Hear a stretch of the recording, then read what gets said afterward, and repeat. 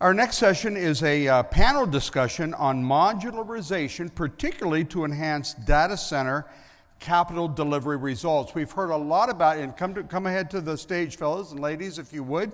We've heard a lot about modularization in the past number of CURT meetings, but our panel today is moderated by Jim Ellis, who is the CURT board chairman, and he's joined on stage by Bill Lewis, who is Director of Global Modularization with Microsoft. Dan Morrison is a regional manager with Google. Wendy Zhu is the associate partner with McKinsey, one of the world's top, if not the top, consulting organization. And John Kohler, principal with Integra Mission Critical. Are we missing someone who got caught at the airport, Jim? Yeah, data center resources are just in time, just like projects. These are flimsy.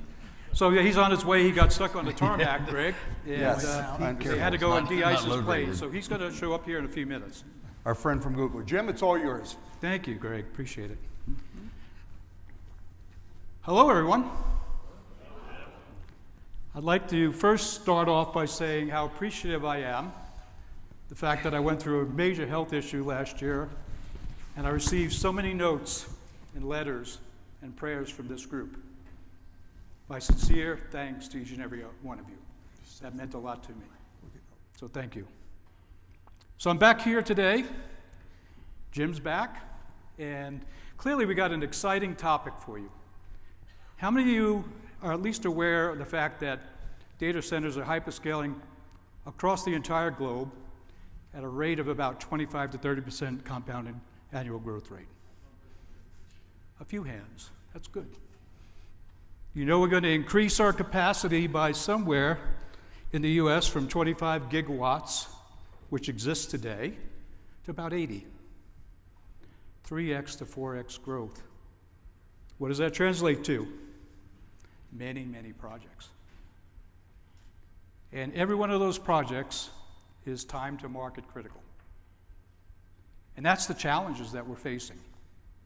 Those challenges exist with how do I balance this time to market? We're going so fast we don't have the time to do it right. This is Jim's opinion. We're trying to, don't get me wrong. But at the end of the day, if time to market trumps everything else, what are we doing around safety? What are we doing about sustainability? How are we driving other efficiencies, workforce productivity? How are we delivering on all the sustainability that's constantly changing in terms of requirement? So these are the challenges that we're facing day in and night. And at the end of the day, I have this great panel with me of experts, and I'll let them introduce themselves in a minute, where they're going to share some of the challenges and issues, but more importantly, what are some of the solutions, and how do we engage across the entire supply chain here to help support this just overwhelming challenge that we're facing, not only from a standpoint of national security, but also just to satisfy the various stakeholders that are out there with continuing increase in the demands that they have for us day in and day out in delivering these assets. So with that, let me start with you, Bill. You can introduce yourself. And Yeah, my name's Bill Lewis. This is my 46th year in the project execution industry. Been doing modularization since my first year at DuPont. Have migrated through the oil and gas business now into the mission critical, data center business. And I have to tell you that that's a huge cultural change, but we're making a lot of progress. So, thank you. Thank you, Bill. Wendy? Hello, everyone. Wendy Zhu. I'm an associate partner at McKinsey. I'm leading our global data center practice. So we're a strategic consulting firm helping the acceleration of data center and AI. So by talking to all kinds of customers, including hyperscalers like Google, Microsoft, AWS, and as well as co-locations, we understand what is the evolution of the technology and requirement of data center build, and then translate that to how to help all the suppliers to have a faster time to market, have cost efficiency. So happy to be here and share our perspective. Super. So everybody, my name is John Kohler. I'm with a company called Integra Mission Critical. We are design build data centers. So we design and build data centers, but we're design build with a twist. We actually manufacture all of the MEP equipment that goes into the data centers as well. So get a pretty good feel for what's needed and the ability to, make adjustments to that equipment, standardize equipment. I think the harder part of that isn't standardizing equipment, it's driving the tenants or the end users to standardize, but we get there. That's it, that's us. Thank you, John. So let's start off with what some of these challenges are. I mean, we're facing a lot of the challenges in the field, whether we talk about, construction or commissioning or fit out, but it all kind of starts back early in the project. So Bill, kind of share your experience on what some of these challenges and issues have been for you as a practitioner here. Yeah, and I'm going to talk about all industries. I think we're all facing a challenge right now, and labor is the big knob that we can turn, right? We just can't. Labor availability, we talked about renewal for 15, 20 years, and we're just not gaining on it. But so now we're, we have all this accelerated delivery. Everybody accelerated delivery.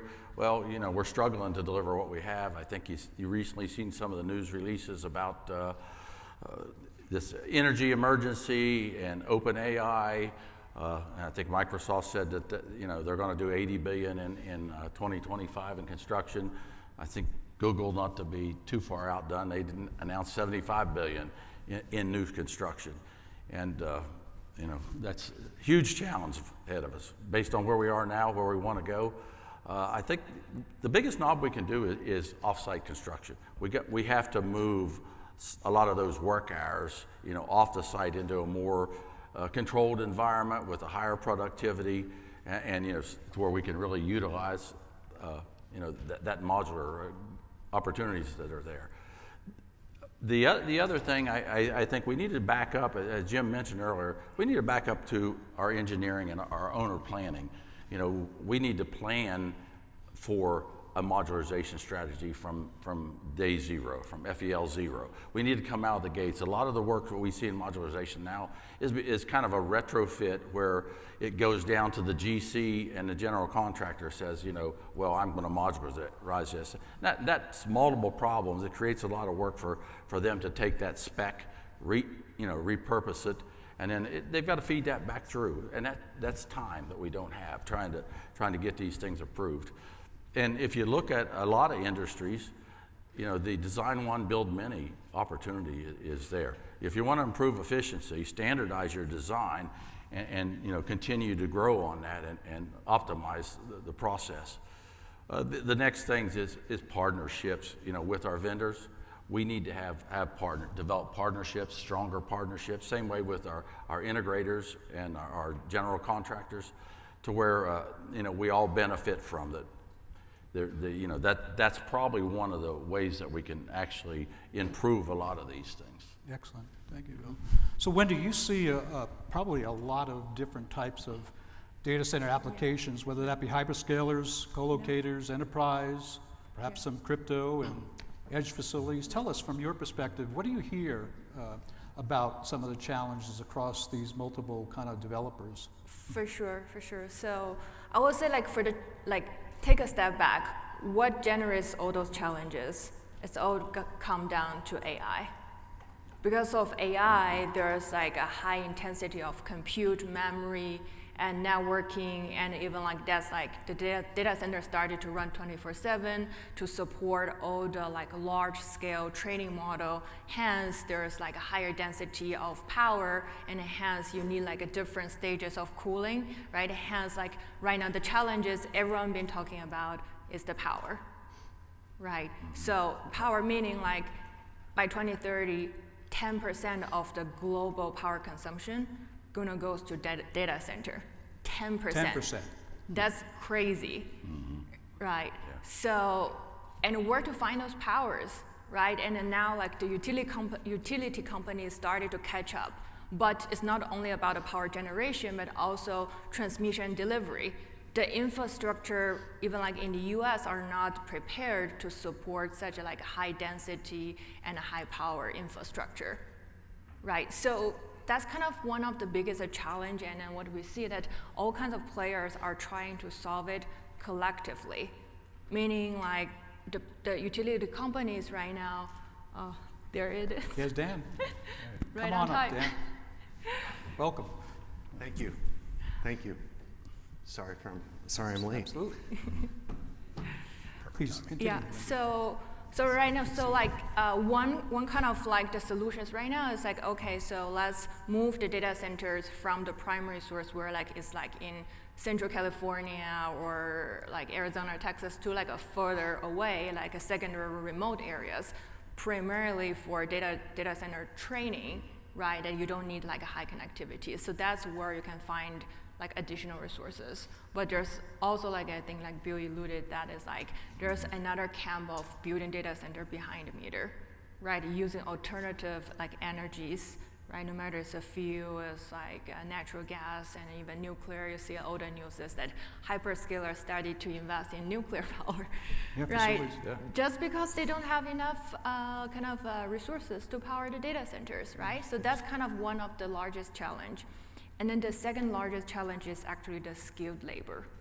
It's like we don't have enough people to build it and build it fast enough. Like hyperscaler, 60% of their data centers actually are leased from, we call it co-location, right? And like Equinix type, they build the infrastructure and then lease to hyperscaler because no one can build fast enough, right? And even that, like that's allude to our topic is like modularization, right? Like how to build it as a factory, how to standardize it, how to build it in like a lower cost and can quickly fit it in with minimum like tweaks. That's kind of on top of everyone's mind.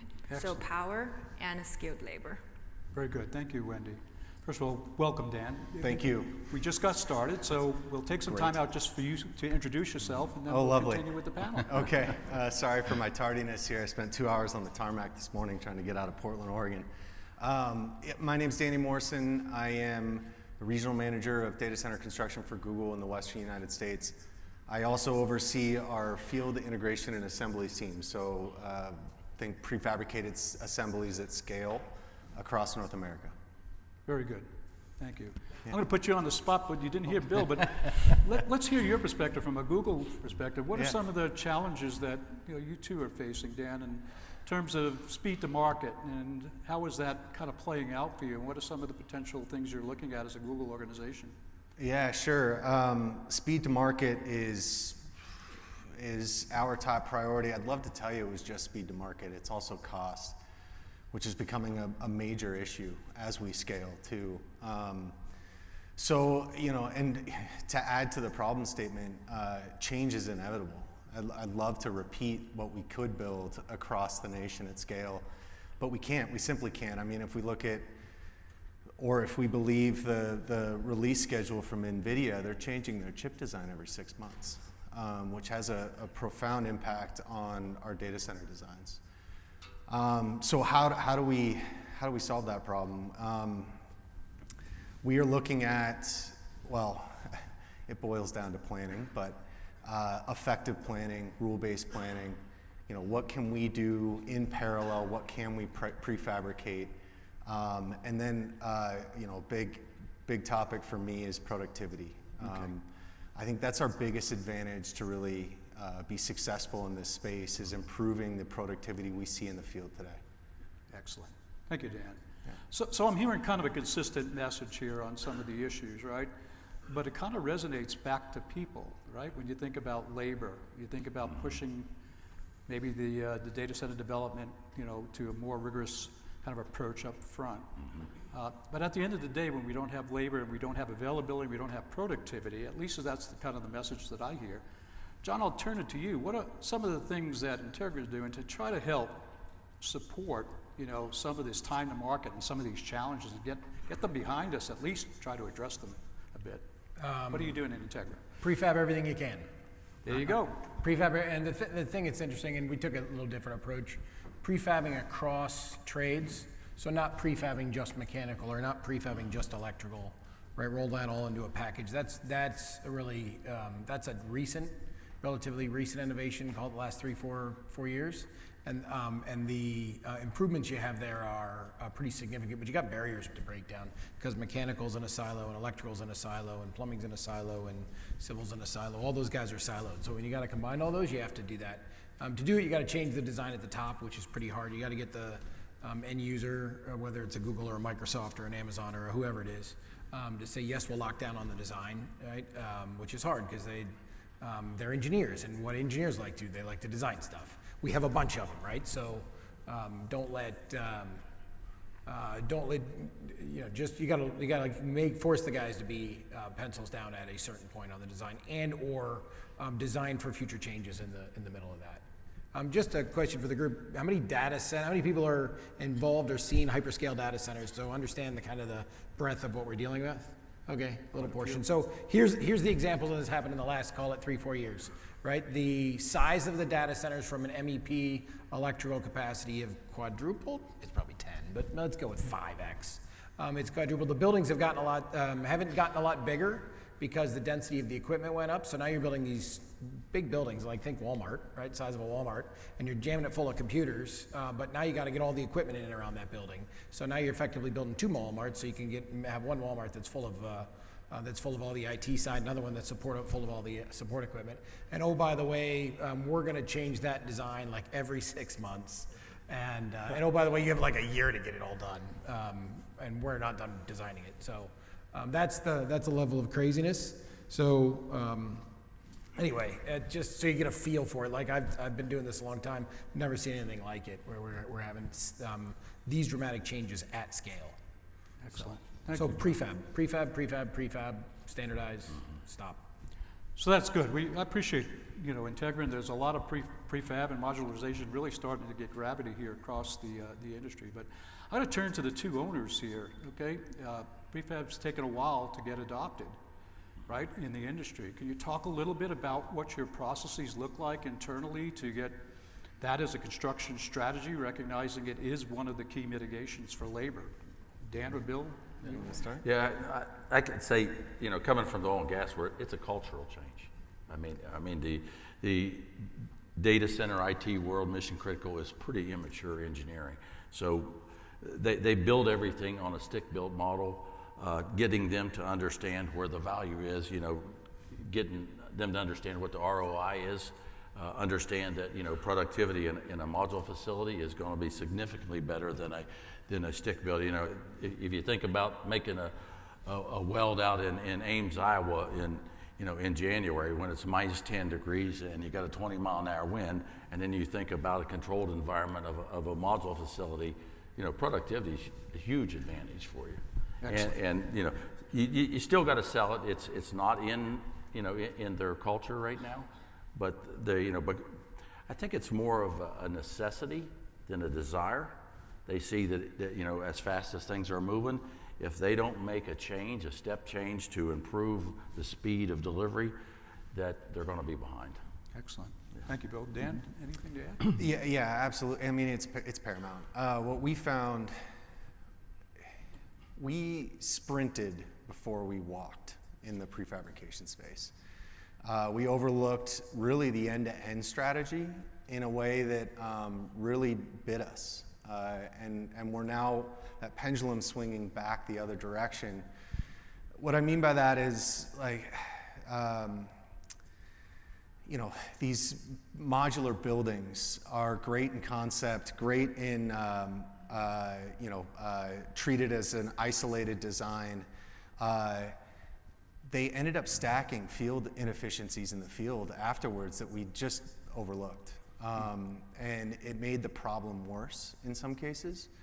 So, furthermore, if you treat it as its own isolated design, we have a group of people that are driving the cost down for that. They're seeking manufacturers that aren't builders, and we end up with really odd interfaces when they do get to site. So, there's an appropriate balance. I feel that if you work again on an end-to-end solution where you're designing it with an installation mindset and you're driving for productivity improvements in the field once that piece of equipment lands or that modular piece of equipment lands, we can really take advantage of the parallel activities that occur with that. Excellent. Well, thank you. Thank you for sharing that. So I want to just turn to the scaling piece that we're all facing too. So I think as I look at the chart that's up here now, today, on average, we got about 6,000 data centers across the globe. And by 2030, we're going to have somewhere between 9,000 and 10,000. That's a significant number of bills. And the bills are getting more complex, right? And they're larger capacities. So we used to be building 20 megawatt, 40 megawatt, 100 megawatt, then it went to 200. Now it's up to a gig. And all of a sudden we're pivoting not only in cloud applications, we're also got all this AI. Do those provide any other unique challenges as you think about the whole scaling of this while technology is changing and a plan of reference almost every year? Who would like to maybe address some of that? For me, if you look at the traditional data center, where they had air cooling, you had so much heat dispersion. As you go into the faster servers, the higher capacity servers, that heat load's gone up. So now air cooling's not going to take care of it. You're going to have to introduce liquid cooling, and then when you some of the areas where we're developing, Arizona, for example, water's tough to get. You want to get a permit here and get water, it's going to be difficult. So you better come up with some technology, for cooling outside of that. And then I think, Wendy, you mentioned energy. These SMRs, these small nuclear or modular reactors, that's going to have to play into the future. There's no way we'll be able to keep up without, introducing that. And there's organizations in the United States that have mastered those small, U.S. Navy, for example. If you're concerned about it, talk to the Navy. Right? That's all. Go. Others? I can add to it. So I want to pick up like what Dan just said, like on the challenge of data center reference design and architecture design. That is like a foreseeable challenge. And then like probably last week, everyone been following DeepSeek, right? And then our firm also kind of tested what would be the implication for data center. One is on the demand side, right? The other is like what is the real deep implication for each of steps along the way, right? So one thing is like, look, like when the cost of training significantly dropped, which is not new for DeepSeek, like Google and OpenAI has always been dropping like their cost like 80 or 90% every 18 months, right? So this is kind of like a one direction trend that's dropping down the curve, and how does it do with data center infrastructure, right? And one school of thought is to break this gigawatt data center to multiple smaller size data center as a cluster, which solve the earlier problem I mentioned is the power, right? So it's so hard to find 1 gigawatt in one specific location, but within, say, 100-kilometer range, and you can easily find like 4 smaller ones, right? And then you can connect them together. But then naturally, it changed architecture design. How to connect different data centers require additional fiber, require different connectivity, and require different type of coolings, right? And then so how to keep up this, and also like there's no one single standard as far as I know. Like every company, every operator is design their own kind of specs, and to drive, we share the same goals, is all drive down the cost, faster time to market. But for suppliers, they receive very different specs from each different vendors, right? So that's kind of a potential challenge in the industry. So let's kind of stick with that theme. So I go back to COVID times when we were building data centers, and long lead equipment, which was predominantly electrical at the time. Generators were 48 months, and switchgear was 36 months. It's gotten better, right? But it's still a challenge, and it is kind of moot whether I'm stick building or I'm kind of prefabrication or modularization. You still need to have equipment. So I'll turn this to you, John. What kind of unique things are you doing maybe with Integra that maybe kind of addressing some of these supply chain challenges that we're facing across the entire industry, whether it's stick built or yeah, because and the industry's growing like crazy, right? So there's and they pop up every day. It's something different. The big thing for us is bringing that all in house. So we have control over that, because I can't rely on the vendor, right? We don't actually like the term vendor. We like suppliers, but suppliers are partners. Partners are my personal favorite. But anyway, as we rely on partners for things, they're just stuff's hard to come by, and a lot of it's out of their control. So we try to bring all that in as much as we possibly can to try to de-risk it, because we're signing up for projects based on hey, we're going to hit this date, and the penalty to not hit that date is a lot of money, but more importantly, the next projects. So insourcing, what I would call a bunch of that, is becomes a really big deal for us. The system level approach, we were talking about larger projects, and this reminded me of something. So one of the things that's wild that we've actually seen from an engineering perspective is, so keep in mind, we are now taking data centers and we're putting them out in the middle of nowhere, so you got to staff that and minor things. But the other thing that's happening is you're pitting every kilowatt of power that goes into a data center to power the data center comes out as heat, right? So then you got to reject that heat, right? Air cooling or water, what have you. And some good rules of thumb, a megawatt of power coming out of a data center consumes 2.5 million gallons of water if you're going to do evaporative cooling for that solution. So you're talking about 100 megawatt data centers, gigawatt data centers. Think how much water that is. That's a lot. So water is an issue. But then the other thing you have is a heat plume. We're literally creating heat islands where you're putting a gigawatt of power on 500 acres. Right, and then which way the wind blows affects the buildings, and heat at some point, we all say heat rises, but at some point heat dissipates and doesn't start to rise, or stops rising. So you actually create a heat island as some of the interesting challenges, which just makes it entertaining. Like now, all right, that's a fun one. Never thought of that before, that we would actually run into those problems. It's absolutely wild. And then what's that have to do with equipment design, you ask? So then that affects how you design the equipment, right? Because now if it was a standalone chiller, for example, you're trying to get the heat up and away from a piece of a chiller, but the need to take a holistic approach to that design is something that's pretty unique. And it hasn't happened in the past. Maybe it has at big chemical plants or something like that, or power plants. But in a data center environment where everything's relatively heat sensitive, now all of a sudden you run into this situation where you've got to figure out how to get the heat out. And then you have to design all the equipment, and you got to do that relatively fast. And oh, by the way, this wasn't a problem until 2 years ago. So it's quite wild. Thank you, John. So I'm going to change a little bit here the topic, and one of the other things I haven't heard you guys talk about yet is the critical path on permitting. And sustainability is extremely important from an owner's perspective. Google has made some very public commitments. Microsoft has made some very public commitments. Tell us a little bit about where you're going with the new, perhaps, administration in place, and things might be changing. Is sustainability still at the top of the list? Is safety, or are you seeing some benefits in terms of maybe permit acceleration coming with a new administration? Kind of talk a little bit about that, if you would. Dan? Oh, shoot. Okay. Sure. First and foremost, from a sustainability perspective, we've reaffirmed our commitment. In fact, we're doubling down on it. And I think it's a unique opportunity as much as this acceleration has, we've seen over the last year. It's offered a really fun space for innovation. So we're seeing some really cool products come out in response to this. In terms of permitting, I've read the news like everybody else. I'm hoping that yes, we'll have a little, I guess when it comes to project initiation and startup, we'll see some advancements there. I will say, I do appreciate, like we talked about water limitations in the state of Arizona.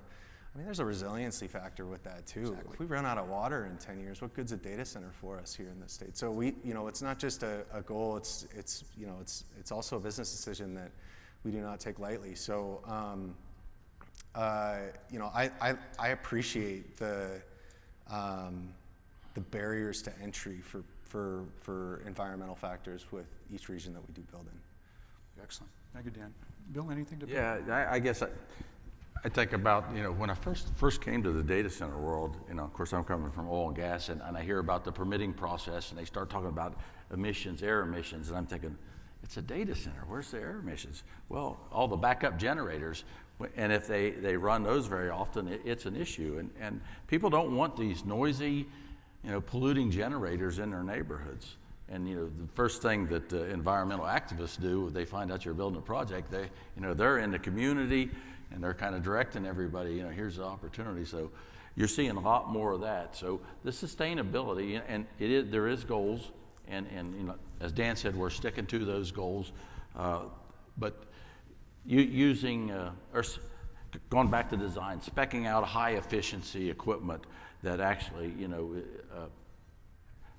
keeps the power loads down and actually performs better, runs longer with less maintenance.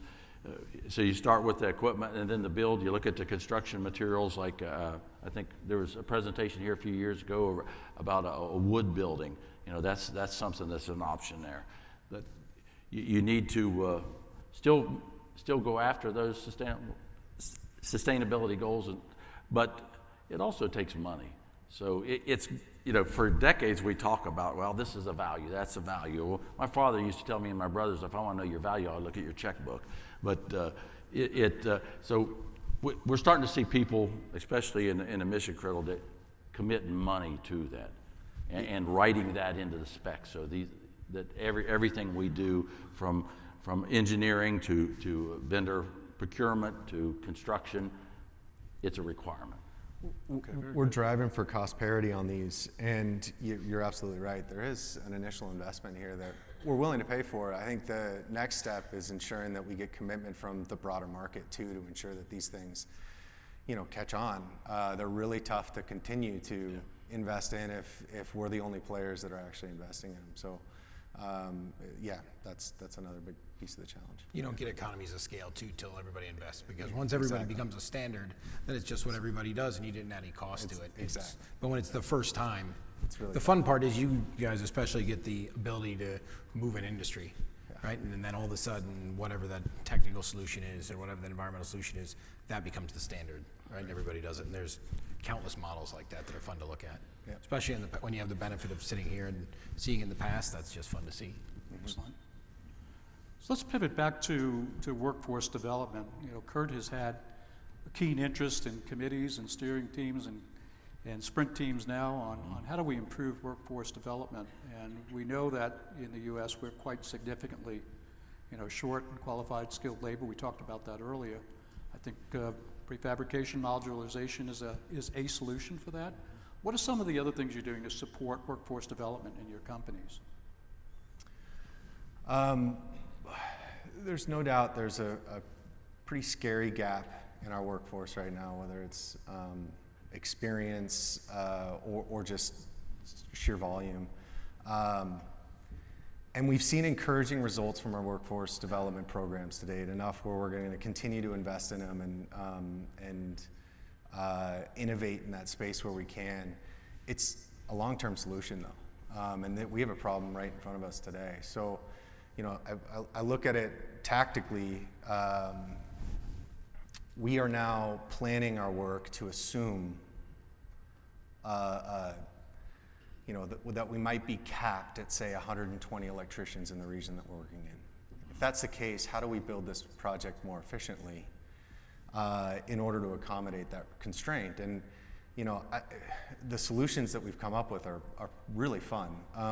You know, first we look at how do we design our data centers for less total labor on a job. If we know what our total hours are on the project, let's reduce that by 10-15%. And that's just standard means and methods, you know, conveyance A to B. There's plenty of alternative approaches that require less labor. Then we look at, you know, really how we stack labor on a project. So we look to minimize labor peaks. If we can't exceed 120 electricians, we have to spread those 120 electricians out across the project. That's where prefabrication comes into play. Prepositioning is pretty key in that space too. Moving conveyance underground where applicable. And then last but not least is just tracking efficiencies and productivity in the field. If we aren't productive in the field, I mean, I think everybody in this room's heard these statistics a million times at this point, but a construction worker's 40% less productive than they were in the 1970s, and 60% of a construction worker's day is spent on wasted time. That's a real opportunity. If we cut that in half, you know, we've solved, you know, that's a person and a half per crew on any one of your projects. So, you know, that's really what we're targeting today. Very good. Thank you, Dan. Others? Yeah, I was just thinking, if you think about the execution process, if I'm stick building, and I'm going to go back to modularization, but my bell curve for my labor, you know, is going to be a lot steeper. If I can remove a lot of that workforce off and send them to a module yard where I've got a lot more productivity, that's going to lower the congestion. So my productivity improves in the field and you know, with my equipment. And then the other thing, so with the craft, continue to do that, and also invest in our labor organizations. You know, try to make this an attractive industry where people can earn a good living and take care of their family. And then on the owner's side, you know, one of my previous employers, when I left, they were telling people we interviewed, you're going to have 5 to 7 employers in your career, and I thought, well, you're telling them I'm going to keep you a couple of years, I'm going to get rid of you. But you know, invest in the people, and now I see coaching and mentoring programs coming back where they actually are starting to understand that if I can keep these people, it's going to be better for me. If I got people turning over every 3 years, you know, I'm never going to, you know, improve, right? Exactly. Also want to add, like what I heard is like the solutions from the best company in data center build out, right? Like from us, our perspective, we see a variation, right? So there's a lot of data center builders are even way less efficient because of they don't have such a scale and don't have much experience, and their team are like much less, or like they have to like just like contract from the third parties, so their efficiency is even worse, right? So like we helped one of the clients just like use some like generative scheduling tools, right? Collecting data and like how to best optimize and sequence the labor, the flows, and how to stacking them up and how to accelerate. So that's kind of one way within the limited like knowledge and resources, how you can accelerate to get things done and will help to train and better utilize your workforce. Excellent. Thank you, Wendy. So growth path. For us, it's the big deal is giving everybody a growth path, right? And keep in mind, we have people that work in a manufacturing environment, but we also have construction personnel. We've got design and engineering personnel. We have the entire gamut under one roof. So maybe it's a little easier for us, maybe not. But what we find is that everybody wants a growth path. We're always doing continuing education for the people and giving training and everything else. But the bigger deal beyond that is giving them some place to go when they're done. One of our best senior PMs. We had 7 years ago, started as a guy on the shop floor. And literally we brought him in thinking, well, maybe he's a nice guy, we could let him sweep, right? And I'll put him on our biggest project. That guy's an absolute stud. But it was funny because he got there we trained him, right? We trained him but the ability to give him a growth path so he didn't have to jump from one company to another to do something else was a big deal. Otherwise, you train them and then you're just training your competition staff. But give them the ability to growth path is just a really big deal. Very good. Thank you. So we have just a couple minutes left. I have one more question and then we'll open up to questions in the audience. But the audience consists of a big piece of the supply chain that supports the work that we get done in data centers, right? And we've kind of missed on a lot of schedules here in the last couple of years, right? And just to quantify the numbers, about 1 year of a slip in a data center from a net present value standpoint, it's about $100 million in a sold out environment. Maybe higher. Yeah, it's big. Maybe higher. Right. Maybe higher now. You're right, Dan. That's the latest data. It goes. It's all over the place. Depreciation on the IT. But that's still not trivial, even if it's as low as $100 million. So how does this audience help to participate in getting the data center projects to the point where you can deliver speed to market, but you're not sacrificing the things like safety, sustainability, cost efficiency, you talked about that, and then also on productivity, because at the end of the day, we're trying to create shareholder value, right, for our companies. So help them understand, how do they need to be helping you? Yeah, I got it. It's partnerships, innovation. You know, we talk about Kurt, and you know the real value of Kurt is being able to network and talk to people, understand what the new ideas are. The people that build these things, they know how to do it and how to improve the process. Us as owners, you know, I always make a joke about one of the senior executives flew on an airplane. They read an article or in the back of the seat pocket on modularization. They stayed at a budget hotel, and now they're an expert. Well, you know, that doesn't really fly. You know, we have to work with our AEs, EPCs. We need to work with our GCs. We need to listen to the innovators, you know, the module yards that are actually putting this together, and share that knowledge and innovation. Listen to those ideas. If we listen to that, we're going to improve. Excellent. Others?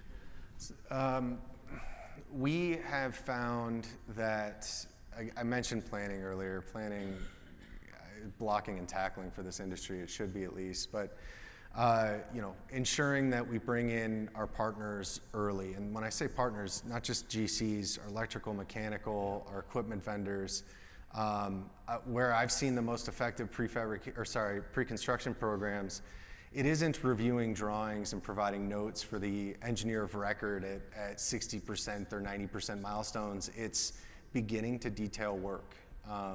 We start as early as, or we might just forego, plan sheet drawings and go take the one lines and just start detailing from there. And as part of that, we institute some rule-based planning that is intended to, incentivize our teams to find new solutions. The best projects I've had, we've brought these partners in early, we set goals, and those companies have come forward with some of the best pre-construction or prefabrication programs that I still lean on today. And then on top of that, we're really doubling down on work packaging. I know that that's pretty standard in oil and gas. It's very new to data centers, and a lot of people balk at it. But if I were starting a construction company today, it'd be the foundation of my success. I think I've bought into that program tremendously. Excellent. Thank you, Dan. John? Competition solves lots of problems. It's one of my favorite sayings. So, when competition gives great ideas, the best way to the best way to improve your designs is let somebody win, let somebody lose, and let the guy that lost go back, figure out how to do it better, and take a shot at it the next time. I can't say enough good things about that. And we use that approach internally and externally. It's just been a great success. And everybody that we work with gets sick of hearing me say that the competition solves lots of problems. But man, it is really really simple. Excellent. Thank you, John. I would just add, we see that there's more trends that hyperscalers go direct to, not only to the OEMs, but also down to the sub-tiers, right? So keep your eyes and ears open and really follow in what has been changed, so we're not working siloed, that have something ready and they're not needed. Thank you. Any other thoughts? I think it's a matter of I think we're moving at such a speed, we're going to have to form some partnerships across all the stakeholders, and that's all the way down through the commissioning and startup, from conception to completion, and bring the right people in early enough to where you don't have to redo things. If you get to the field and you've got tons of change orders coming in all the time, well, you didn't do a very good job. Excellent. Well, thank you. I appreciate all your comments, and I think what we'll do now, Greg, we'll turn it to you, and we'll open it up for questions from the audience. Thank you, Jeff. Thank you. I'd also like to give a special thanks to Dan. We've all empathized with me having to be someplace and be unavoidably detained. So thank you for your extra effort. Thank you for your patience. Yeah. Oh, thank you. As you might imagine, we have tons of questions, way more than we have time for. So in the break that will follow, you can feel free to buttonhole these folks for your particular question. Let's get started. Is modularization thought to benefit future facility rehab or renovation, or accommodate only these new technologies? Bill, you might be the best to answer that. Is modularization thought to benefit future facilities, renovation of existing ones, or accommodating only new technology? No, I think it's all. I've always said, even when I was in the oil and gas business, when we did turnarounds and stuff, we didn't use modularization near enough. A lot more opportunities on the smaller skids, pre-assemblies in the oil and gas business that we missed. And my last big project was a mega project, and we do, we build an ethane cracker every 10 years. So there's no real repeatability there. The technology changed. The repeatability that you have with modularization, especially if you think about, I always classify data centers in two ways. There's the pre-engineered metal building stuff with black boxes, and then there's the block architecture where we build it like Lego blocks. And both has their place. But if you think about the pre-engineered metal building where we stuff it with electric, with black boxes, if technology changes so fast, I can design it to where I can pull those things out and replace them. If my power requirements go up, my electrical modules now don't meet the need of the new servers, so there's some repeatability there. Great. Another question is a clarification question really for Wendy. Wendy, you said that 10% of the world's power would be dedicated to data center. What year were you talking? By when? 2030? 2030. It sounds way far out there. It's only 58 months away. Look how fast January went, right? Oh my goodness. So we've got a crisis. What kinds of new challenges do you feel, Wendy, will that power suck, that power demand create for us all? The question is, what's the challenge? Yeah, what's the result of that? The 10% of the world's power would be dedicated exclusively to data centers. So what? What happens? Wow, this is a hard question. It is a hard question. Yeah, try to keep it short. I think finding the right energy resources and then quickly ramp up alternative energy, for example, like nuclear, which is gonna take at least 5 to 7 years to get it ready, right? Accelerate and unlock, and that's gonna kind of try to. Yeah, I'll build on Wendy because I think it's an important challenge for us guys. So to go to 8 to 10 percent of the global power demand, it's just not possible today. Today, the grid, if you go out to a grid, it's going to take 5 years to build the infrastructure, to get the generation power up. So that's really going to warrant very different solutions around power. And we're all experimenting with those today, whether they be SMRs or power fuel cells and hydrogen as well as natural gas. We have other behind the meter, ahead of the meter strategies that we're looking at with renewables and others. Batteries are getting greater in terms of the life in which they can actually provide backup to some of the N+1 and N+1 redundancies that exist across all of these data centers for reliability. So we do have some solutions that we have to advance, but if we're banking on more than doubling the power that's required just for data centers alone, what about the rest of the growth of the world in terms of infrastructure? So this is a huge challenge that we have to step up to. The US is way behind on SMRs compared to others, although we're starting to see some progress, but in countries like the UK or in Canada or in China, who's already got an SMR coupled up with a data center, they're progressing. So we're going to need some support of the organization here. We're going to have to do some lobbying up in Washington and maybe at a state level to make sure that we can navigate through this. Otherwise, we will not meet that critical path to getting this kind of capacity built as forecasted. Great tee up for the next question. With chip efficiency improving, is the risk real or not real that we here in the U.S. overbuild data center power with 80 gigawatts online by 2030? Is there a risk that we're overdoing it?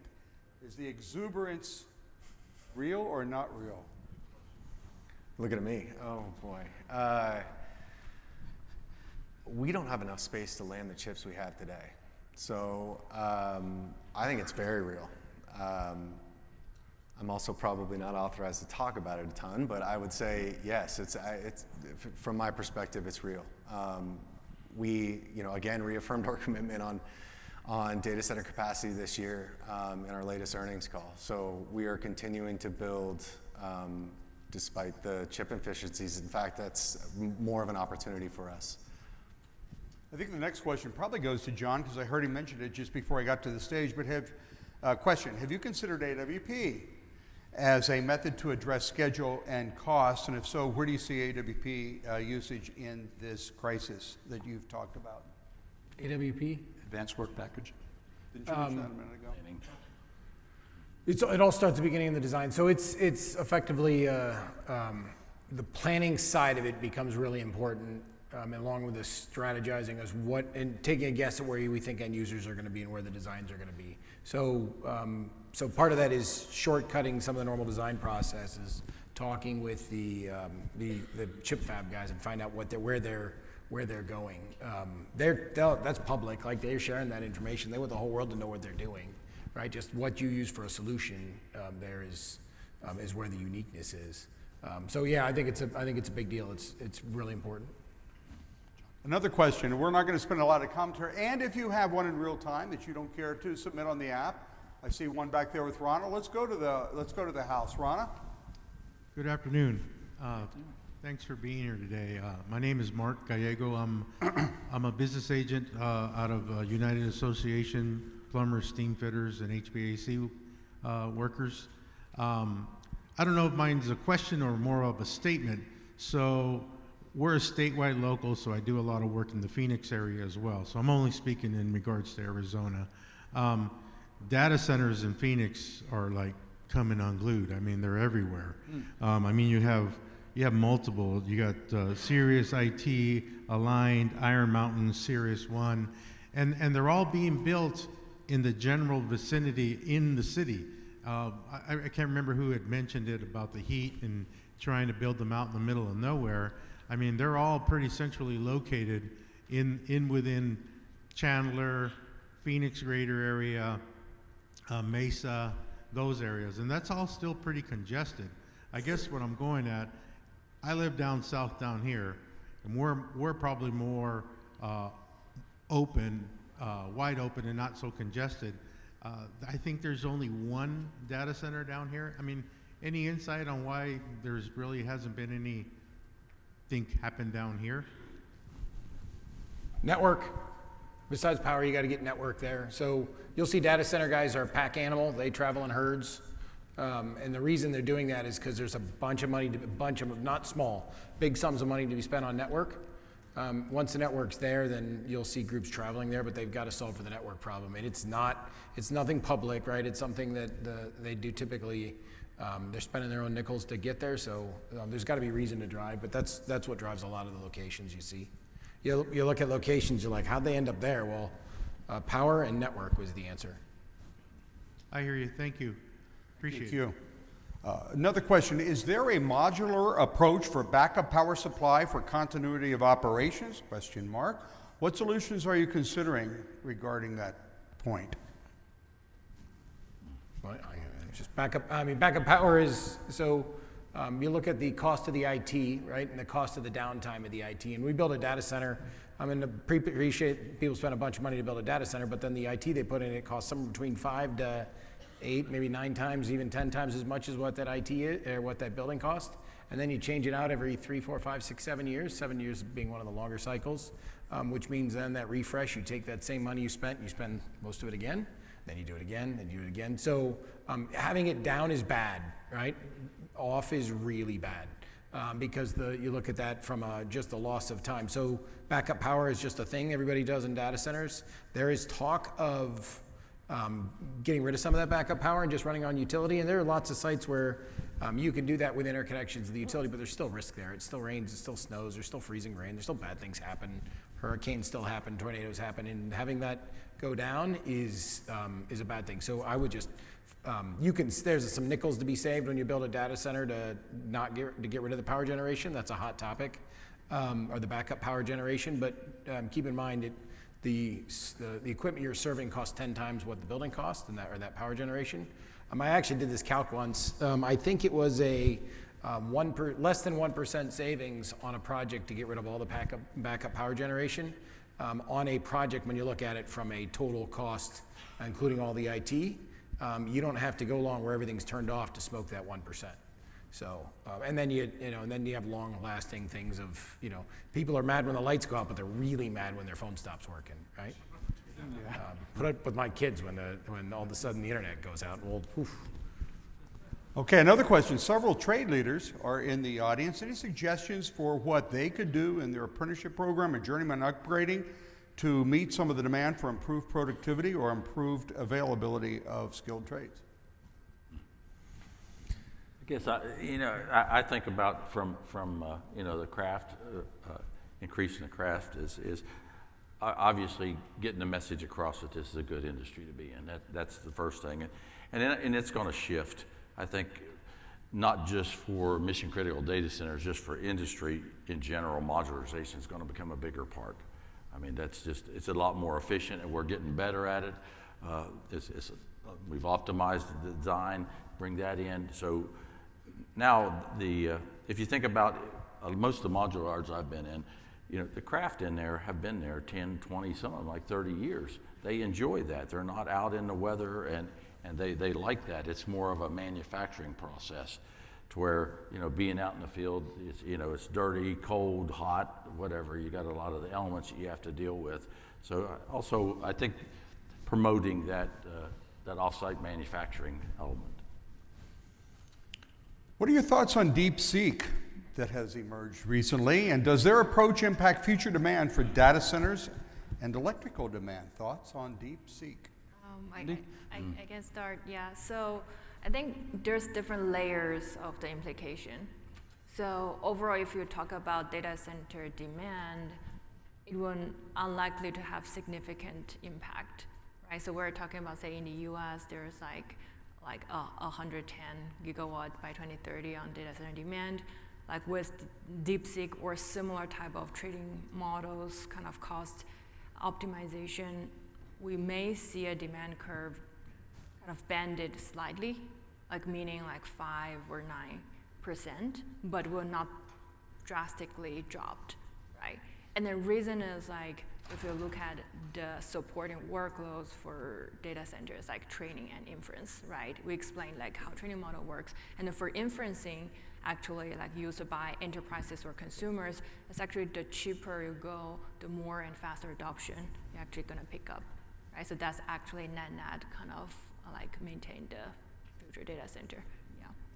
What impact do you feel that President Trump's recent executive order to spend $500 billion in improved technology will have on data centers? Crystal ball time? I guess I'll take that one.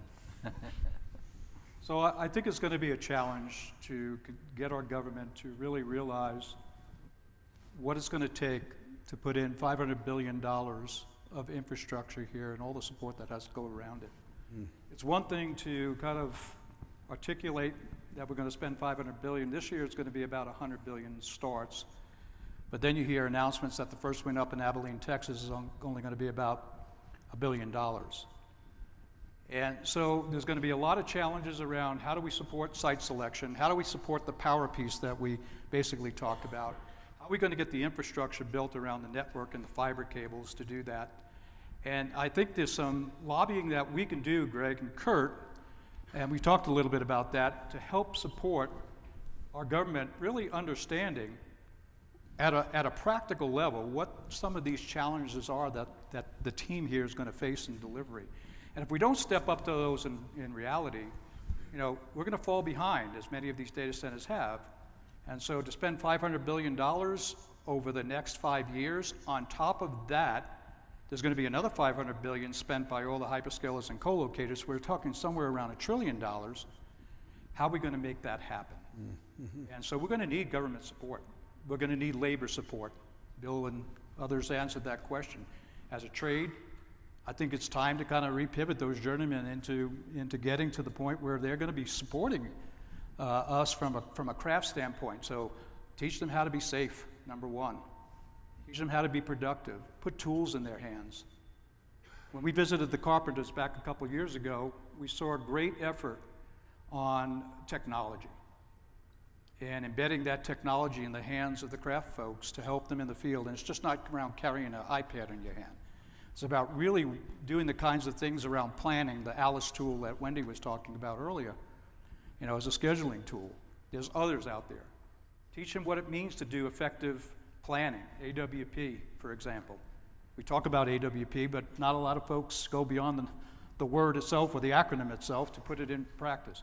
So anyway, we need to educate.